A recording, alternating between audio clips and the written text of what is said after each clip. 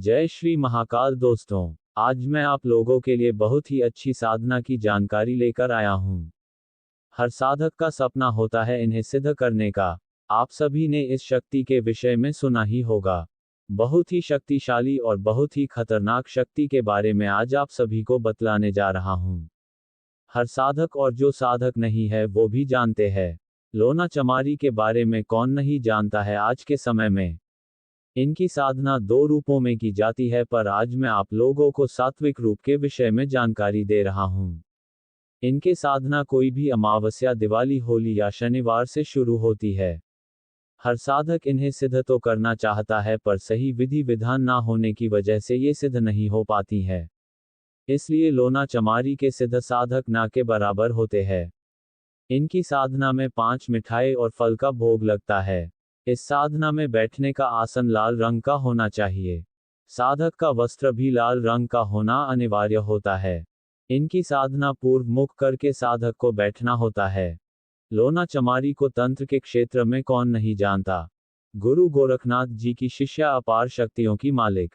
अगर किसी पर एक नजर कृपा कर दे तो साधक यंत्र मंत्र तंत्र में परंगत हो जाता है।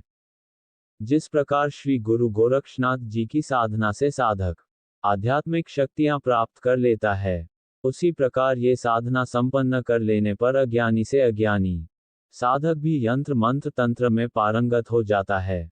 इस मंत्र के सिद्ध हो जाने के बाद मनुष्य को बड़े बड़े मंत्र और स्तोत्र कंठ और सिद्ध हो जाते हैं, और तंत्र जगत के गुप्त रहस्यमयी विषयों के बारे में प्रकाश ज्ञान हो जाता है।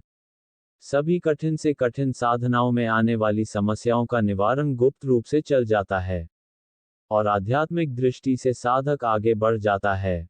इस साधना को करने के बाद साधक की छठी इंद्रिय शक्ति इस प्रकार जागृत होती है, उससे होने वाली सभी घटनाओं का पूर्व में ही ज्ञान हो जाता है, और संकेतिक रूप से सभी होने वाली बातें उसके सामने दृष्टांत बनकर आंखों के सामने दिखने लग जाती है।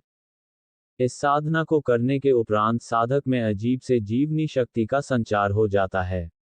वह हर साधना को, चाहे वह कितनी भी कठिन या जटिल क्यों ना हो, सफलतापूर्वक संपन्न करने में सक्षम हो जाता है। चाहे झाड़ फूंक हो या टोना टोटका यंत्र मंत्र तंत्र या कोई कठिन से कठिन साधना, साधक आसानी से उनको कर लेता है। साधक का वचन इतना पक्का हो जाता है, जिस प्रकार उसे वचन सिद्धि प्राप्त हो जाए एवं साधक मजाक में भी कोई बात कह देगा तो वह वाक्य सत्य होगी।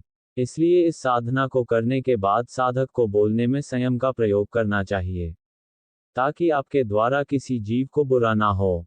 जो लोग दूसरों का इलाज करते हैं, झाड़ फूंक का कार्य करते हैं, उनको अपने मंत्रों के प्रयोगों में लक्ष्य प्राप्त होने लग जाता है, और दीन दुखी जो उसके पास आते हैं वह सब ठीक होने लग जाते हैं। झाड़ फूंक में बहुत असर आ जाता है।